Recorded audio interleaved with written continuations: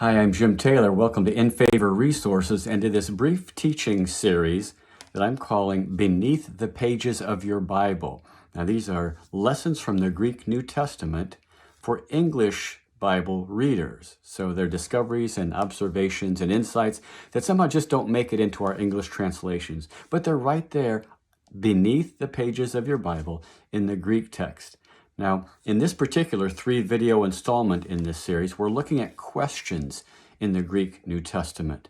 And in the first video, we talked about these open-ended general questions where you're looking for information and you don't know the answer unless somebody tells you. So Jesus is in the crowd of people and the woman comes up and touches his garment and Jesus turns and asks the question, "Who touched my clothes?" You see, Jesus doesn't know the answer. The disciples don't. The crowd doesn't. Only the woman knows. And when she comes and confesses, then that answers Jesus' question. So in that particular question, it's a request for information. No one knew the answer until someone told them. Well, this is the second of these 3 in this particular installment. And in this video, we're going to learn about questions that answer themselves. And this particular example that we'll look at today are examples of questions that expect a negative answer. When these questions are asked of you, you're supposed to say no. They're worded in such a way that it makes it clear these are not open-ended general questions. It's a question that's worded in a way that the person wants you to say no. Now, if this is confusing, this should clear it up because we do this in English all the time and we don't even think about it. So men, and this is like marriage advice. Husbands, listen to me. This could help you. When your wife asks you, "Honey, you're not going to wear that ratty old t-shirt on our date tonight, are you?"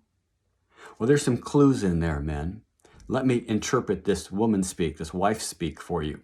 What she's really saying is, "Honey, do you see this sweet sequins and these shiny things in my dress that just swirl when I move? And do you see these shoes that I bought today just for our date? And do you see my makeup and my hair? This took me hours. And you're wearing that ratty, holy old t-shirt that you have from college that says, 'I'm with stupid.' Are you going to wear that?" Or maybe it's got stormtroopers on it. Your wife is saying, "I'm not going on a date with Darth Vader."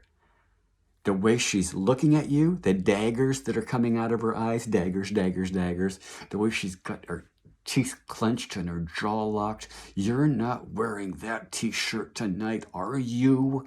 Listen, folks, this is not a general question. This is not a request for information. She's making a statement.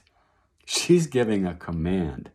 What she's really saying is, "Listen, Buster, you get yourself back in that closet and you put on a nice pair of shoes and a nice pair of pants and a nice shirt, and then we'll go out. You got it?" You see, her question was worded in such a way, "You're not going to wear that t-shirt, are you?" You see, there's a statement in the question, and it's a statement and a question that is asking for a negative answer. I mean, it's only technically a question. There's a question mark at the end of it, so we call it a question, but it's really a statement. And in this case, it's kind of a command. And wise is the husband who knows the difference. So the Greeks did this too. There are lots of examples like this in the Greek New Testament. Now, the distinguishing mark is always the presence of a particular negative, a word in Greek that means no. And you see here on this sheet, it's these 2 letters right here. That's me, the negative. And in this particular form, it's mete. This is the word ego, where we get our English word ego from. It's the first person personal pronoun, I. And this is me, first person singular of the verb to be. So it's I am. I myself am not the one. Rabbi? And this is the Greek question mark. So whenever you see that "may" at the beginning of the question and the question mark at the end of it, you know it's a question that's meant to elicit a negative answer. You want the person that you're questioning to say no. Now, this particular phrase comes from Matthew 26:25, where Jesus has just said that one of his disciples would betray him. And the King James says that Judas answered, "Master, is it I?"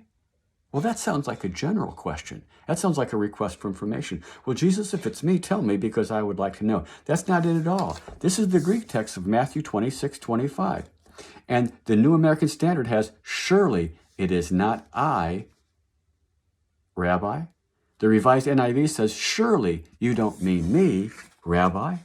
The ISV has, it isn't me, is it, Rabbi? And Charles Williams translates it cannot be I, can it, Rabbi? This is no general question. Judas is begging for his life. I mean, he's praying that Jesus will say no. It's not me, is it, Lord? Please tell me it's not. But as you and I know, Jesus couldn't give him a negative answer to this question. And Judas's doom was sealed. But Judas was just hoping and praying and trying to tilt the floor there, trying to frame it so that Jesus would answer no. But Jesus could not do so. It was a question expecting, hoping for a negative answer. And in this case, it didn't receive one. Here's another example, and this one comes also from that same week in Jesus' life. This comes from John 18:35, when Jesus was on trial before Pilate. And during the course of that, Pilate heard something he didn't appreciate, and he says, notice how similar this is. Here's meti, just like in that one. Here's the word ego, just like there. And over here is eimi, just like that one. And then here's eidios. That's the word for Jew, Iudios. So, and there's the question mark. So what we've got here is, I myself am not a Jew, question mark. Am I? Now, if you look at the King James, it says, Pilate says, am I a Jew? Which is not really what he said at all. I mean, it sounds like he's forgotten who his grandparents were. He's asking, is my last name Cohen? Can somebody help me? Am I a Jew? Not at all. He frames his question to say, I am not a Jew, am I? You can almost hear the menace in his voice. You're not saying that, are you? Only the New American Standard gets it right. If you read it in the NIV, the ESV, the King James, or others, it sounds like a general question, and Pilate doesn't know. But the New American Standard has, I am not a Jew, am I?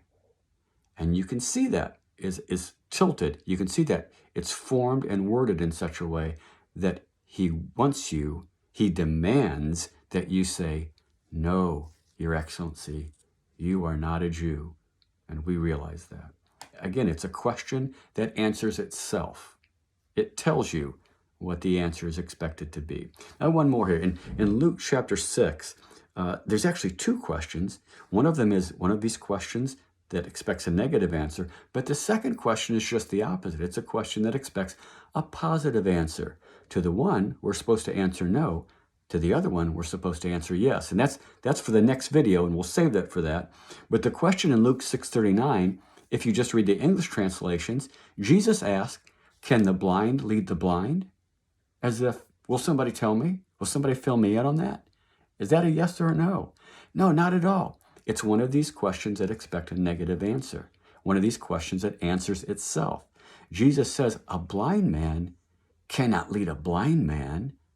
Can he? Well, of course not. The answer is no. He's blind. So again, it's a question that answers itself. It's not an open-ended question looking for information. So we'll share more about that in the third one, and I hope you'll come back for that. As a matter of fact, you're not going to stop watching these, are you? Oh, yes. That's a question expecting a negative answer. You're supposed to say, no, Jim, we're going to keep watching. So hope you'll be back for that third installment in this third video in this installment.